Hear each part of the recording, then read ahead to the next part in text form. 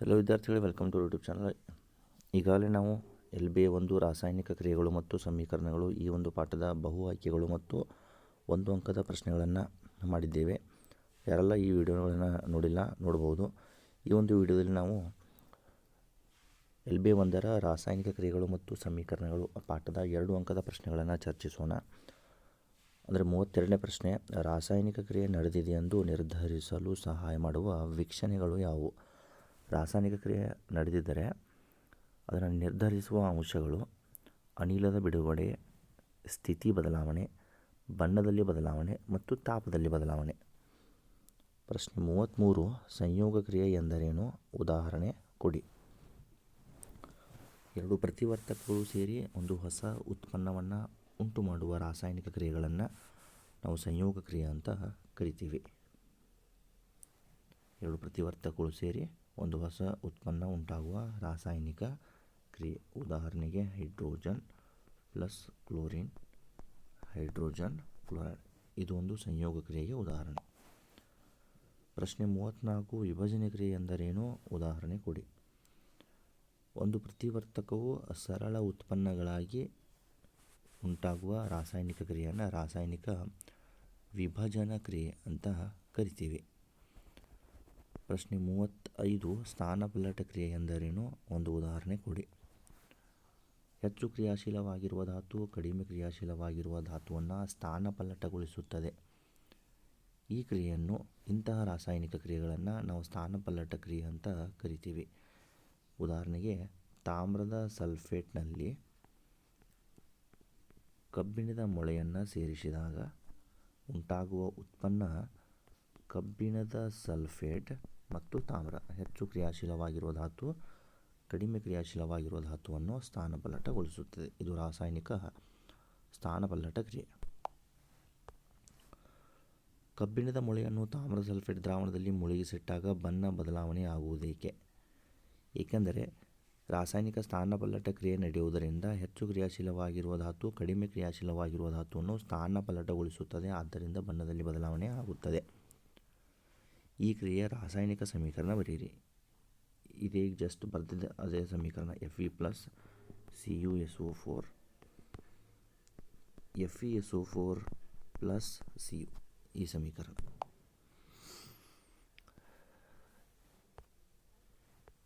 Next question, FeSO4 Cu plus CuSO4 Fe ಈ ರಾಸಾಯನಿಕ ಕ್ರಿಯೆ ಜರುಗಲು ಸಾಧ್ಯವೇ? ನಿಮ್ಮ ಉತ್ತರ ಸಮರ್ಥಿಸಿ. ಈ ಒಂದು ಸಮೀಕರಣ ಜರುಗಲು ಸಾಧ್ಯವಿಲ್ಲ. ಯಾಕಂದರೆ ತಾಮ್ರ ಕಡಿಮೆ ಕ್ರಿಯಾಶೀಲವಾಗಿರೋ ಧಾತು, ಕಬ್ಬಿಣ ಹೆಚ್ಚು ಕ್ರಿಯಾಶೀಲವಾಗಿರೋ ಧಾತು.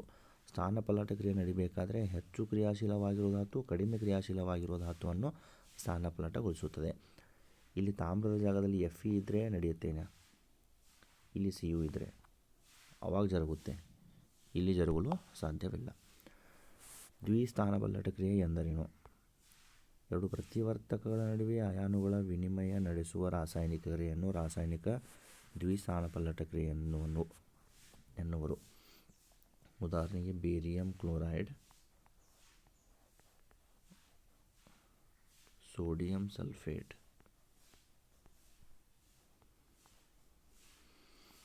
ಇಲ್ಲಿ sodium chloride plus barium sulphate.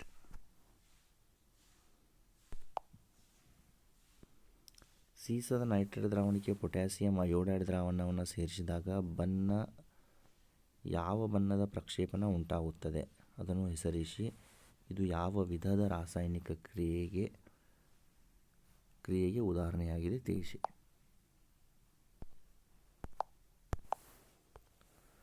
ಸೀಸದ ನೈಟ್ರೇಟ್ ದ್ರಾವಣಕ್ಕೆ ಪೊಟ್ಯಾಸಿಯಂ ಅಯೋಡೈಡ್ ದ್ರಾವಣವನ್ನು ಸೇರಿಸಿದಾಗ ಕಂದು ಬಣ್ಣದ ಧೂಮ ಉಂಟಾಗುತ್ತದೆ.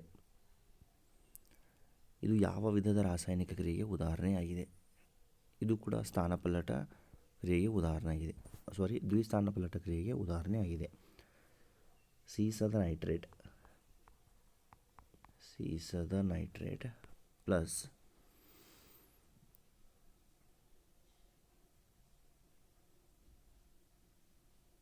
ಪೊಟ್ಯಾಸಿಯಂ ಅಯೋಡೈಡ್ ಇವೆರಡೂ ಸೇರಿದಾಗ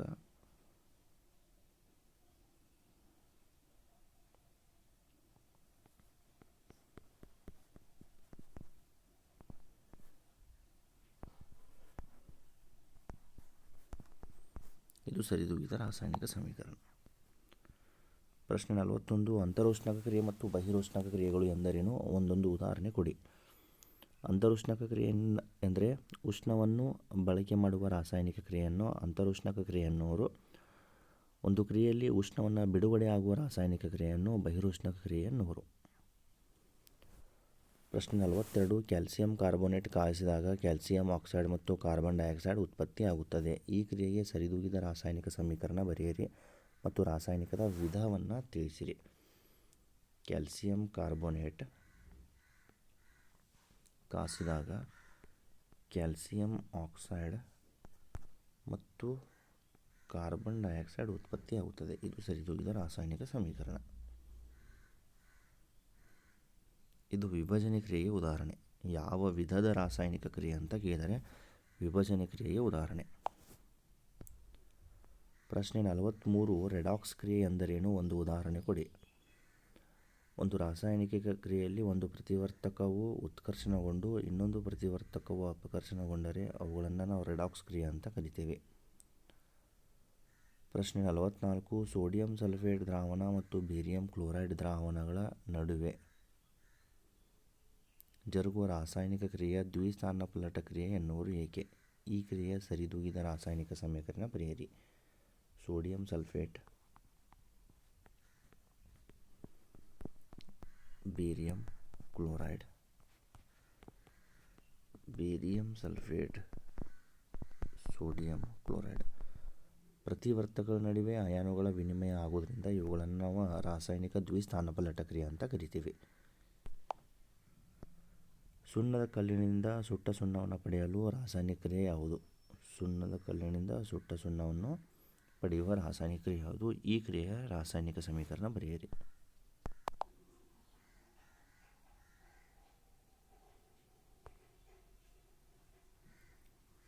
ಸುಣ್ಣದ ಕಲ್ಲು, ಸುಟ್ಟ ಸುಣ್ಣ.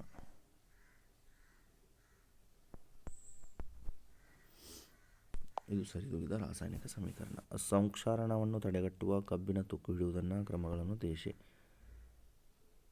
ಬಣ್ಣ ಹಚ್ಚುವುದು, ಗ್ರೀಸ್ ಹಚ್ಚುವುದು, ಗ್ಯಾಲ್ವನೀಕರಣ, ಆ್ಯನೋಡೀಕರಣ ಇವೆಲ್ಲ ಸಂಕ್ಷಾರಣವನ್ನು ತಡೆಗಟ್ಟುವ ಕ್ರಮಗಳು.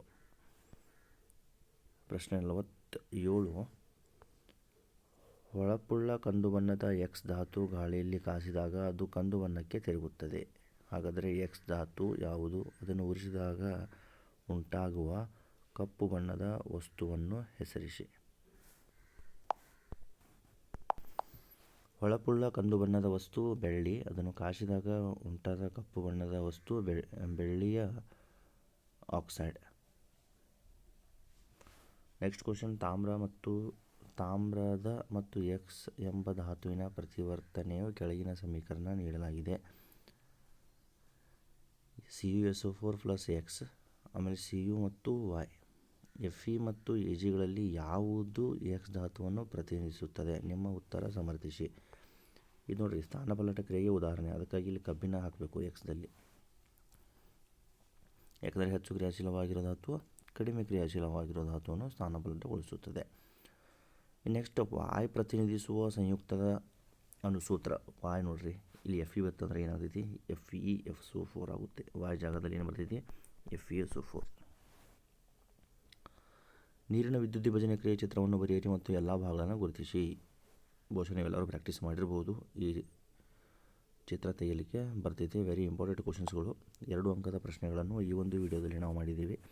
LBA 1 ರಾಸಾಯನಿಕ ಕ್ರಿಯೆಗಳು ಮತ್ತು ಸಮೀಕರಣಗಳು. ಈ ಒಂದು ವಿಡಿಯೋ ಇಷ್ಟವಾದಲ್ಲಿ ಲೈಕ್ ಮಾಡಿ, ಶೇರ್ ಮಾಡಿ ಮತ್ತು ನಮ್ಮ ಚಾನಲನ್ನು ಸಬ್ಸ್ಕ್ರೈಬ್ ಮಾಡಿ.